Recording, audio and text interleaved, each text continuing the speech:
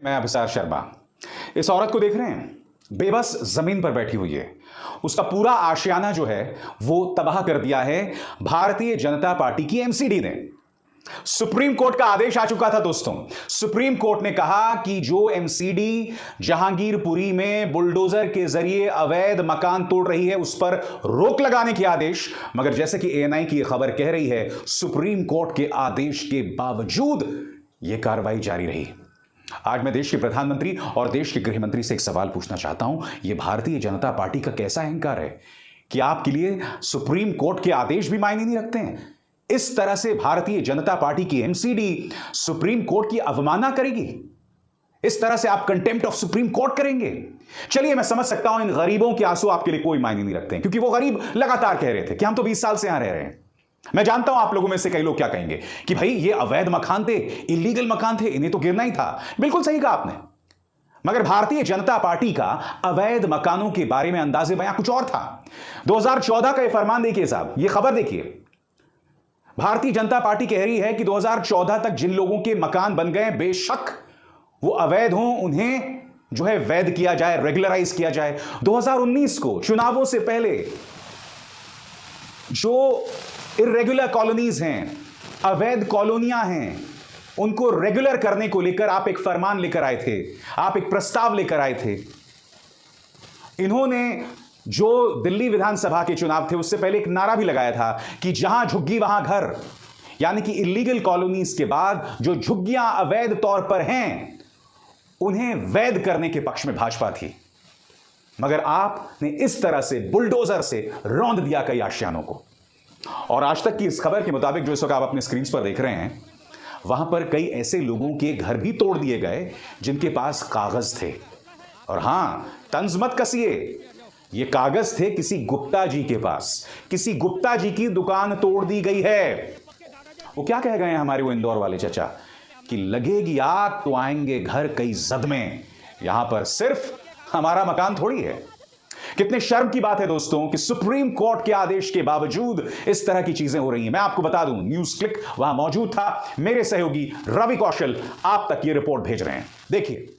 देखिए अभिषेक, अभी हम जहांगीरपुरी में खड़े हैं जहां पे आज एमसीडी और दिल्ली पुलिस का जो है एक जॉइंट ऑपरेशन चल रहा था। बुनियादी तौर में आपको मैं बता दूं कि ये अतिक्रमण हटाने का ही था, लेकिन इसकी जो हम कहें महत्ता जो है वो अतिक्रमण हटाने की मुहिम से कहीं ज़्यादा इसकी पॉलिटिकल मैसेजिंग की है कि हमने जब एक जगह पे दंगा हुआ तो दंगाइयों को सबक सिखाने के लिए जो है उनके जो घर हैं या फिर उनके जो रोजगार के माध्यम है उनको तोड़ा है और उनको एक सबक दिया है। लेकिन मैं आपको बताऊं कि बुनियादी तौर पर देखिए, ये पीछे जो एक जूस की दुकान है और ज़्यादातर जो लोगों की यहाँ पे जो रेहड़ी पटरियाँ तोड़ी गई हैं या फिर उठाई गई हैं वो रोज़ का कमाने खाने वाले थे। अब उनके सामने जाहिर तौर पर एक हम कहें कि रोज़गार का संकट होगा, उनकी जीविका का संकट होगा। लेकिन टीवी, नेशनल मीडिया और हम कहें कि पॉलिटिकल पार्टी या फिर बीजेपी और आरएसएस की पॉलिटिकल मैसेजिंग जो है वो इसी चीज़ को लेकर है कि हमने दंगाइयों पर कार्रवाई की, हमने दंगाइयों को सबक सिखाया है। शुक्रिया दोस्तों, आपको क्रोनोलॉजी को समझना पड़ेगा। देश के गृह मंत्री अमित शाह ने भी कहा था, क्रोनोलॉजी समझिए। सबसे पहले क्या होता है कि एमसीडी के चुनाव होने वाले होते हैं, उन्हें मुलतवी कर दिया जाता है।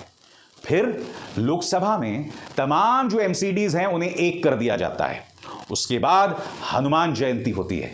हनुमान जयंती में दिल्ली पुलिस 2 यात्राओं की अनुमति देती है, मगर एक तीसरी यात्रा होती है और उसी तीसरी यात्रा के जरिए दंगे भड़क उठते हैं।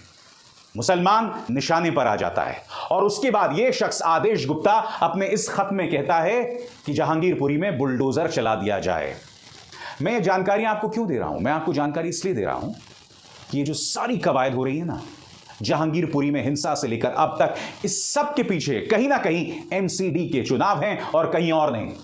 क्योंकि अब यही जो बुलडोजर की तस्वीर एमसीडी के चुनाव में भारतीय जनता पार्टी अपने वोटर्स को दिखाएगी और नकली राष्ट्रवाद पर फिर से वोट्स हासिल करेगी। दरअसल यह जंग कहीं ना कहीं दिल्ली और आम आदमी पार्टी के बीच में है। 4 या 5 लोगों को नेशनल सिक्योरिटी एक्ट के अंतर्गत जहांगीरपुरी में जो हिंसा हुई, जेल में डाल दिया गया। इसमें एक शख्स का बार बार नाम सामने उभर कर आ रहा है जिसका नाम है अंसार। मैं आपको बतलाना चाहता हूं दोस्तों, इस मुद्दे को लेकर भारतीय जनता पार्टी ने आम आदमी पार्टी पर करारा हमला बोला है। यह कहा है कि उसके जो रिश्ते हैं वो आम आदमी पार्टी के साथ हैं। मगर आम आदमी पार्टी ने भी सबूत के साथ भारतीय जनता पार्टी की बखिया उधेड़ दी है। सबसे पहले मैं चाहूंगा कि बीजेपी के मनोज तिवारी क्या कह रहे हैं, आप सुने।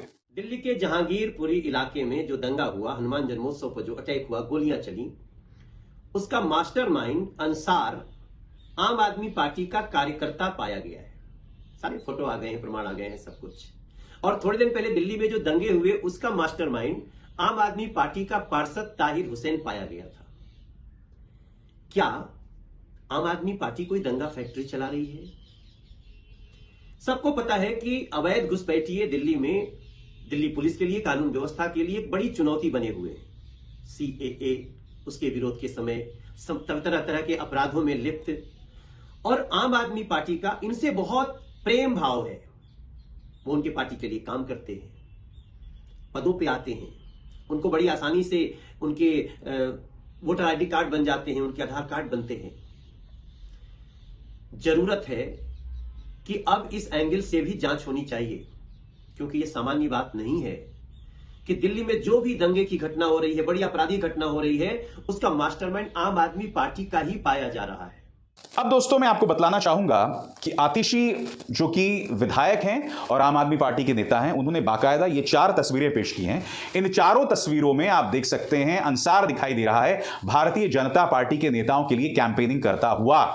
चारों जगह, एक जगह आप देख सकते हैं उसने भाजपा की टोपी पहनी है, एक महिला जो कैंपेनिंग कर रही है उनके लिए, एक जगह इसने सफेद टी शर्ट पहना हुआ, हाथ इस तरह से उठाया हुआ है आपके स्क्रीन पर, फिर एक जगह इस तरह से नारे लगा रहा है, और इन तमाम जगहों पर वो भाजपा के नेताओं के साथ है अंसार, जो अभी रासुका के अंतर्गत जेल में बंद है। आतिशी क्या कह रही हैं? जहांगीरपुरी दंगों का मुख्य आरोपी अंसार भाजपा का नेता है। उसने भाजपा की प्रत्याशी संगीता बजाज को चुनाव लड़वाने में प्रमुख भूमिका निभाई और भाजपा में सक्रिय भूमिका निभाता है। यह साफ है भाजपा ने दंगे करवाए, भाजपा दिल्ली वालों से माफी मांगे, भाजपा गुंडों लफंगों की पार्टी है। अरे बताइए गुप्ता जी, ऐसा है क्या? भाजपा क्या गुंडों और लफंगों की पार्टी है? ये क्या कह रही है आतिशी? बात यहां नहीं रुकती, आम आदमी पार्टी भी कह रही है explosive. The mastermind of Jahangirpuri riots Ansar is a BJP leader. It is now amply clear BJP orchestrated riots in Delhi on occasion of Hanuman Jayanti. यानी कि वो कह रहे हैं कि हनुमान जयंती के मौके पर उन्होंने दंगे करवाए। ये तो चलिए 2 पॉलिटिकल पार्टीज के बीच में बहस हो रही है, मगर मैं कुछ और सवाल आपसे पूछना चाहता हूं। सुप्रीम कोर्ट ने आदेश दे दिया था कि बंद कीजिए, बावजूद इसके आप ये तमाम हरकतें कर रहे थे। क्यों? मैं समझना चाहता हूं क्यों, क्या वजह है इसकी? क्योंकि आप जानते हैं दोस्तों, विश्व हिंदू परिषद की जो तीसरी यात्रा थी जहांगीरपुरी में, वो इलीगल थी। ये मेरे शब्द नहीं है, दिल्ली पुलिस के हैं। मगर दिल्ली पुलिस ने अभी तक विश्व हिंदू परिषद के किसी नेता को गिरफ्तार नहीं किया। एक प्रेम शर्मा को इन्होंने बुलाया था पूछताछ के लिए, और उस पर जैसे ही वीएचपी ने इन्हें जो है डांट लगाई दिल्ली पुलिस हिल गई। अब तक इन्होंने जिन लोगों ने यात्रा निकाली थी जिसके चलते दंगे हुए, उन पर कोई एक्शन नहीं लिया है। विनोद बंसल हैं वीएचपी के नेता, धमका रहे हैं दिल्ली पुलिस को, तुम्हारी हिम्मत है तो छू कर दिखाओ हमारे किसी कार्यकर्ता को। बताइए, दिल्ली पुलिस को धमकी देना, जिनके बॉस अमित शाह हैं, यह धमकी आप कैसे निकल गए? मैं समझना चाहता हूं, क्या वजह है इसकी आप निकल गए? क्या यह सवाल पूछे नहीं जाने चाहिए? दुख की बात यह है दोस्तों कि मीडिया में ये मुद्दे कोई नहीं उठाने वाला है। मैं बात स्पष्ट कर दूं, जो कॉलोनियां अवैध हैं, इलीगल हैं, मैं उनके लिए आंसू नहीं बहाने वाला हूं, मगर ये घर 2-2 दशक से वहां पर खड़े हुए थे।